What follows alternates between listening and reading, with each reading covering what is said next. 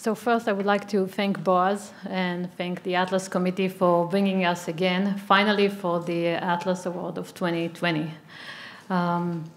In this talk, I want to describe a little bit of our journey at Cariopharm and what does it mean to be entrepreneur in drug development. And essentially, what's the formula of making a drug, starting from an idea and getting the drug approved. First, let's see if I can handle this laptop. Clearly not. Hey, you should stop the time. It's not fair.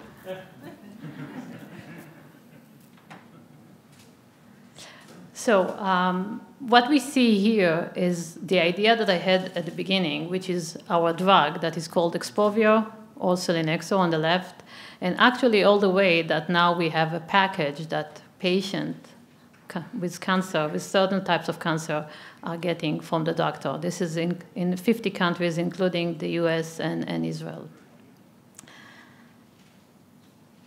And I think Ido already mentioned that drug development is an extremely long process. And we will talk about the timing of all of it. But we need to remember that when you go on a journey like that, it is always all about the patient. So I thought instead of starting at the beginning, I'll start with the end and show you the impact that a new drug can make on the life of one patient. In this case, this was a young patient, 34 years old, from Canada, that had a disease called multiple myeloma, which is a type of blood cancer. It's usually a disease that we see our patients have a median age of about 70 years old, but she was very young. She has 2 young children. When she got diagnosed, her baby was less than 1 year. She got certain types of chemotherapy and therapies for her first and second round. Each one of them was about a year, which is a super aggressive disease, since usually these kinds of therapy work for about 5 years. Her disease was growing in her back, and she suffered from terrible back pain. She was bedbound or in a wheelchair all the time. And then for her third round, she joined one of our clinical studies, our new clinical studies, and received selinexor or Expovio in combination with 2 other drugs.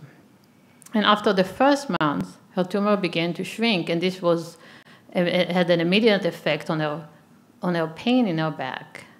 And we can also measure it in her blood test. And then she began to walk again.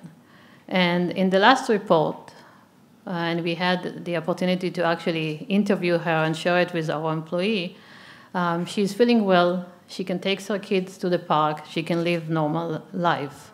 And we hope that the drug will continue to help her for many more months than years. But when you hear a story like that, and we did share it with the employees, this keeps you going for this long journey that we discussed.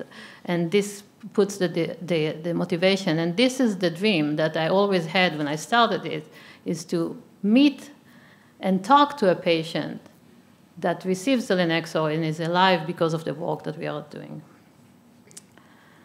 Okay, so now let's go back to the beginning.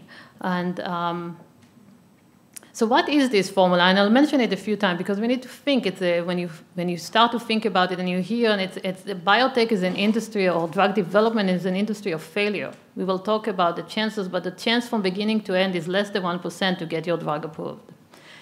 And the first one I read and ran, I was young to understand. I was 14 years old. But when the second time I read it, it was Michael who made me read it again. And this sentence about vision, purpose, and self-esteem, which is what takes an entrepreneur to be successful in his journey, especially in drug development, I think, really resonated with me. And I'll talk a little bit about this in this talk. But let's go back first to cancer. Cancer touches all of us. 1 out of 6 deaths in the US is now of cancer. And we believe that in this year, we will have, in the US only, 600,000 patients that will die from cancer. So when we are looking at a company And I had the idea in 2009, and I got the drug approved in 2019.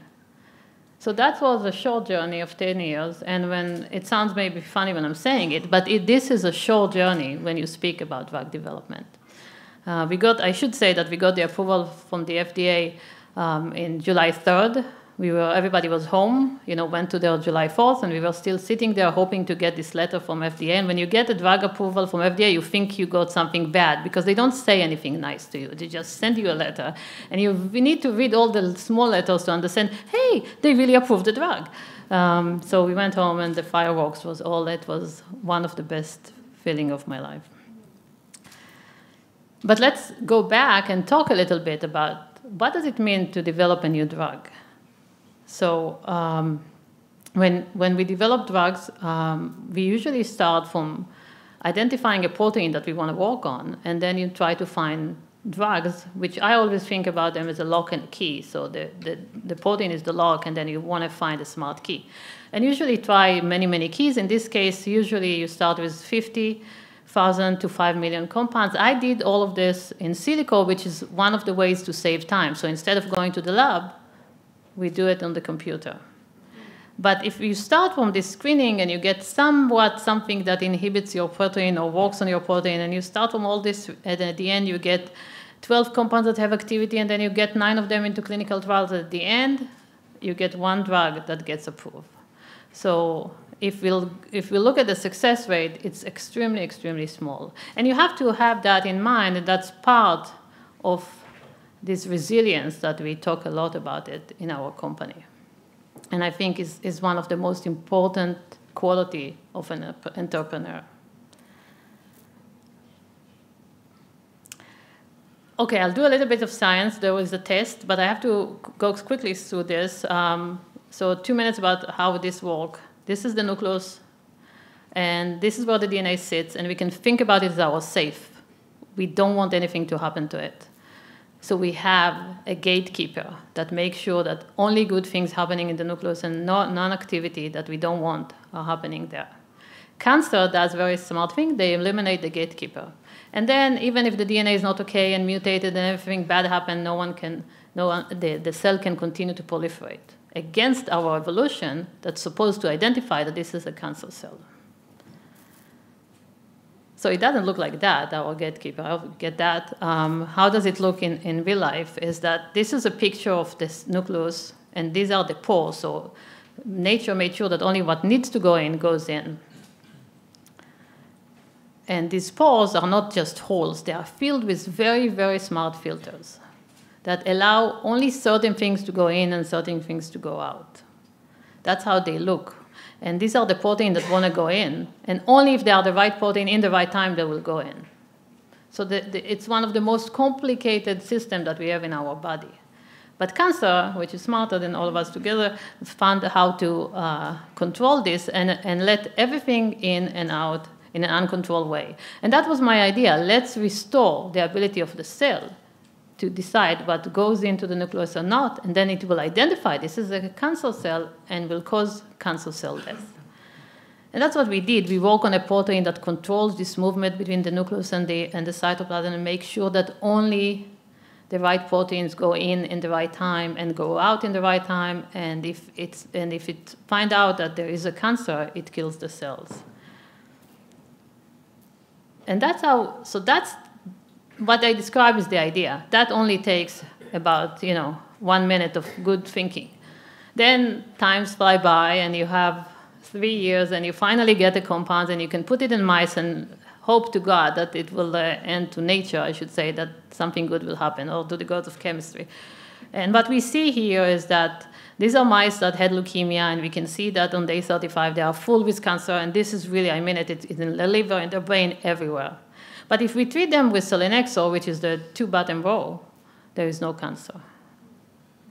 Now, the goal is not to cure mice, the goal was to cure people.